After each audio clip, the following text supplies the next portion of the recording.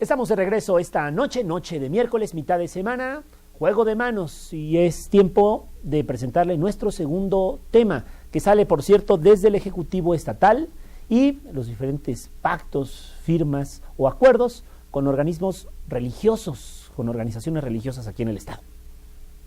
Con el propósito de contribuir a la reconstrucción del tejido social para consolidar una convivencia armónica donde impere la paz y la justicia, el gobernador Erubiel Ávila Villegas firmó el Pacto por el Fortalecimiento de los Valores con asociaciones religiosas con actividades en el Estado de México, a través del cual se establece un decálogo de acciones, donde sociedad y gobierno trabajarán en unidad para proponer métodos, estrategias y modelos que permitan alcanzar dicho objetivo. En esta mesa, que gire la ruleta. Pues ahí está el tema, sin duda un asunto y una situación muy interesante, porque por mucho tiempo se ha hablado de que los gobiernos deben tener una relación sumamente cuidada con las asociaciones religiosas y no ceder a los encantos de alguna en particular.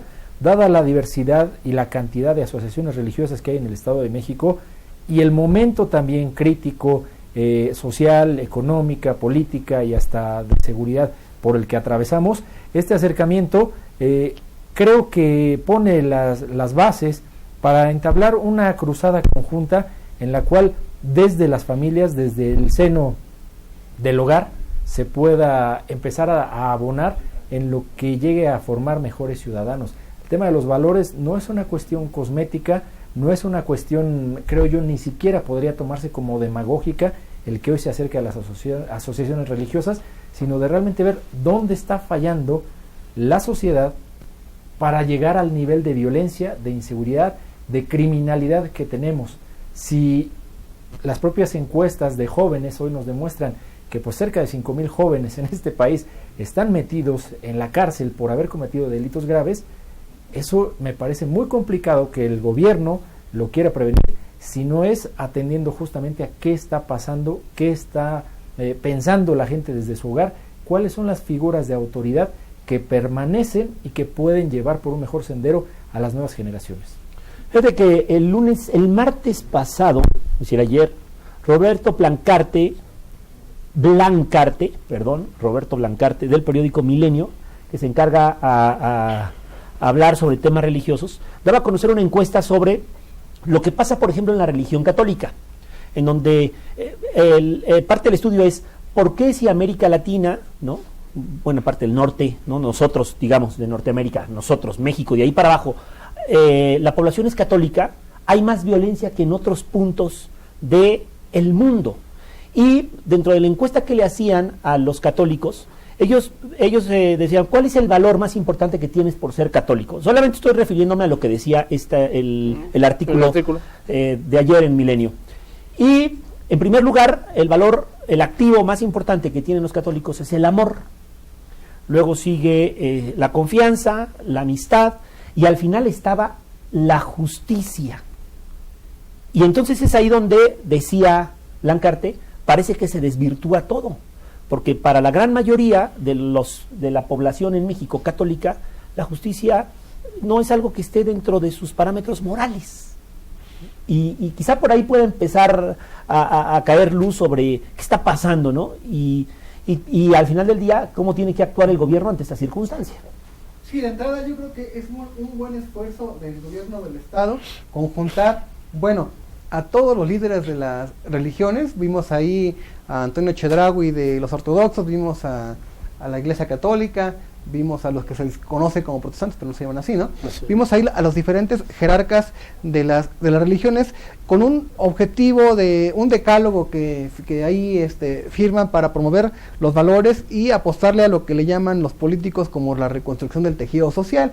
De entrada es una buena señal, política del gobierno del Estado que no se había visto, porque se promueve que va a haber diálogo entre estas organizaciones con un fin específico, promover valores entre los jóvenes, combatir a través de sus propios esquemas de religión la inseguridad, la unidad familiar que tanto hace falta, no solamente en el Estado de México, en este país. Y la religión yo creo que es uno de los sectores que mayor credibilidad siguen teniendo, ¿no? A pesar de que la propia Iglesia Católica ha disminuido en su número de feligreses, son sectores que son respetados por la sociedad cree en algo, ¿no?, cree en Dios, como le quieran llamar, y bueno, la inseguridad, el crimen organizado, todos esos fenómenos provienen de la desintegración familiar, de la falta de pobreza, de la falta de oportunidades y la desintegración. Entonces, si los gobiernos apuestan por la reconstrucción de esto que le llaman tejido social a través de la religión, me parece que es un elemento que es necesario, ¿no? Habría que ver y darle seguimiento a las acciones que realmente se lleven a cabo y que no se quede en un evento para la fotografía. Claro, y esta es la segunda reunión que se tiene con líderes religiosos. Yo creo verdaderamente el fortalecimiento de los valores como un arma precisamente, pero no necesariamente para la cuestión de la seguridad, sino para todo en general, en el ámbito familiar, social, inclusive educativo, ¿no? Hasta deportivo si tú lo quieres, ¿no? Pero también veo dos cosas muy difíciles, ¿no? Una, no le puedes cargar a Dios ese tema tan terrenal que es la seguridad, y con ello el gobernador implícitamente está aceptando que las instituciones están fallando, incluyendo las del Estado, y por otro lado, políticamente, pues yo veo que es un beneficio más precisamente para su persona, no lo veo como un beneficio social políticamente.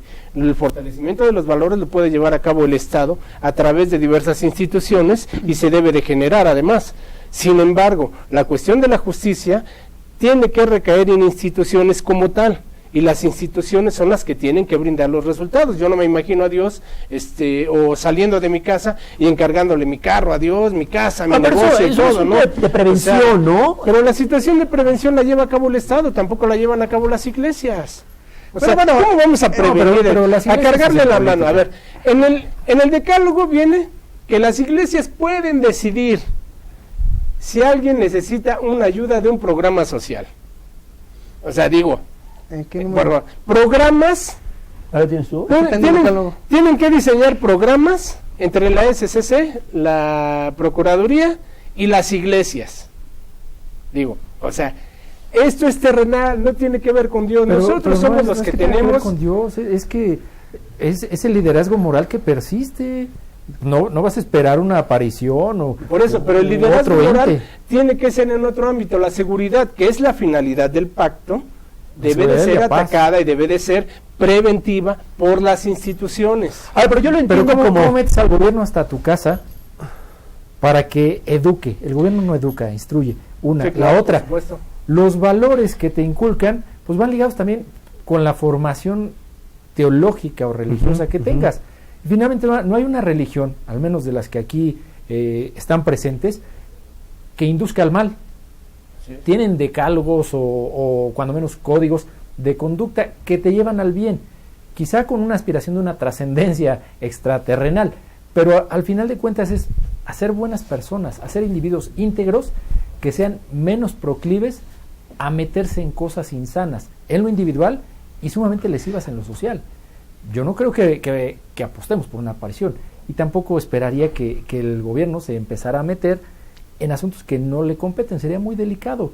A lo mejor en un estricto sentido de crítica rigurosa, sí podríamos decir que, bueno, en un Estado laico, ¿por qué un gobierno, en este caso del Estado de México, involucra a las iglesias en la generación de políticas públicas enfocadas a la población? Pero aquí no está hablando de políticas públicas, se está hablando de un decálogo de programas, precisamente para beneficiar a la población. Simplemente se habla de promover programas de atención juvenil para la paz y la prevención del delito.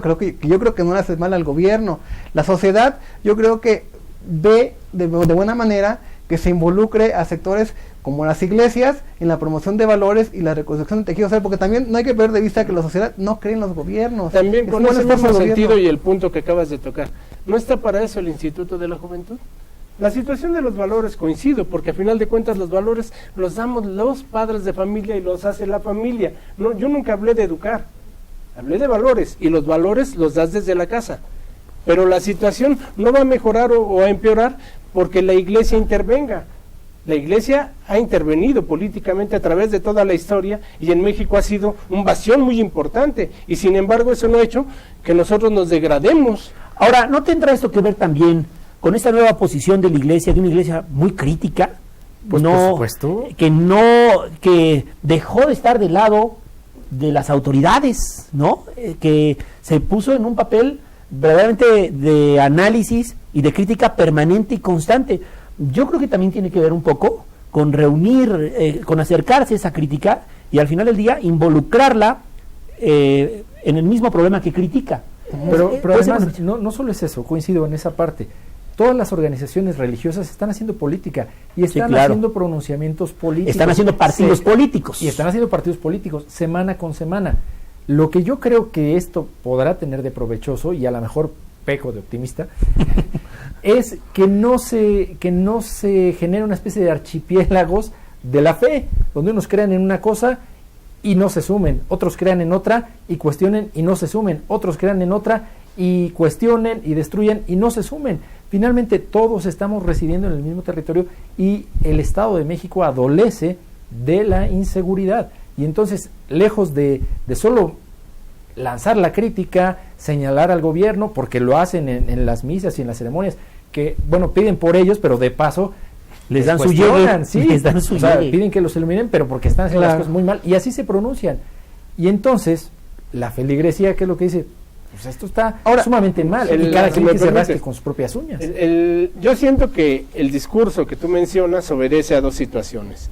Uno, la situación que verdaderamente vive el país y en la cual el Estado ha mostrado su incapacidad para detener la violencia que va creciendo en muchos aspectos, en muchos ámbitos, y la otra, pues los golpes que le han dado también a la Iglesia, ¿no? Digo, fiscalmente le acaban de poner fregadazos muy fuertes y va a entrar en vigor una ley en la cual pues, ellos tienen que rendir cuentas Mocharse. de las limosnas, ¿no? O sea, y eso pues también es un buen fregadazo políticamente para instituciones de este tipo, ¿no? Desde luego que encierra un fin político. El gobernador de entrada queda fortalecido con este acuerdo con los jerarcas de la Iglesia Católica. Hay que recordar que en términos políticos se dice que el PAN tiene más relación con la Iglesia. Por eso el golpe político del gobernador es sentarse con todos a unos meses de que se haya comicios electorales. Bueno, todos saben que también hay jerarcas de católicos con peso en los partidos políticos, como en el caso del Estado de México, Aguirretes o Onésimo Cepeda. Sin embargo, el sentido es bueno. Otro punto del decálogo es fomentar entre las comunidades religiosas la cultura de la denuncia para fortalecer las políticas de seguridad y procuración de justicia. En este país siempre se dice que la gente no denuncia, y si te lo dice un padre, yo creo que le va a hacer caso. Hay gente que sí es muy apegada a la religión católica. Somos un país donde la religión católica ocupa la agenda todos los fines de semana, donde crecen ellos. Entonces el esfuerzo debe de aplaudirse, debe de celebrarse, no perder de vista que hay un fin político. Espero que verdaderamente alguien atienda más el llamado de la Iglesia, pero creo que la cultura de la denuncia se basa más en una buena estructura y en una buena atención. Cuando tú llegas a un MP, cuando tú llegas a la Procuraduría y no te ponen ahí a escribir con 2 deditos tu denuncia y tú plática y plática, ¿no? Y así como que, o sea, en realidad la infraestructura no está hecha para la denuncia, pero te piden que denuncies, ¿verdad? Sin embargo, ¿tú crees que si el padre va a hacer esto y verdaderamente la ciudadanía va a atender, sería la solución? Bueno, sería una solución que demuestra que el Estado no pudo llamar verdaderamente a la mayoría silenciosa, brindarle su confianza para que denuncie, ¿eh? Pero para eso están justamente las otras organizaciones. El hombre es multidimensional y multifacético. Si por un lado no está convencido, pero por el otro su mente se nutre, su espíritu, para quienes lo conciban así, también encuentra pues un espacio de realización o de desarrollo, pues es otra faceta que tiene también Sí. derecho a explorar y El hacer mensaje tiene crecer. que llegar. Claro, el ¿no? mensaje tiene que llegar. Ahora, yo no veo que deba haber forzosamente algo de malo en que el mandatario se fortalezca. Un mandatario súper observado y extra fiscalizado, si al final es fortalecido, me parece que sería positivo, porque no se está pidiendo que dejes de ver lo que está mal, al contrario, obsérvalo y entérate dónde tienes que canalizar cada cosa, pero también entérate qué parte te corresponde. Corresponsabilidad y falta de solidaridad, más bien ausencia de corresponsabilidad y falta de solidaridad, han sido males de la sociedad que nos han llevado Y además- a ese aislamiento, Y a además, la individualización. estrictamente en lo político, no se ha visto un respaldo total de la Iglesia Ortodoxa ni Católica al presidente Enrique Peña Nieto en esta coyuntura nacional.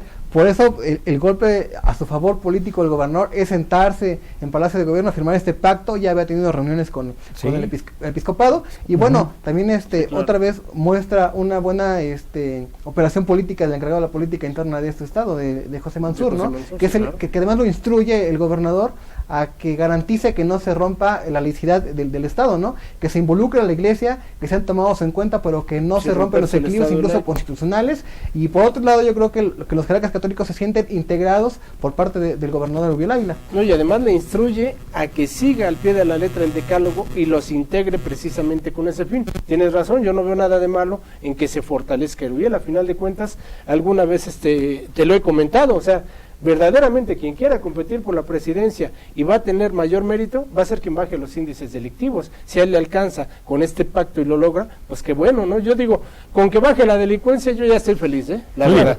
Pues una de las tantas cosas, y lo que sí, hacen falta los indicadores para ver cómo evoluciona, en eso estamos perfectamente de acuerdo. Hacemos una pausa, amigos, si ustedes no tienen inconveniente, porque tenemos invitado. Claro que sí, tenemos que ir a la pausa una vez más, hay propuestas para todos ustedes, y después de esta pausa, pues ya estaremos en el nuevo Tiro al Blanco.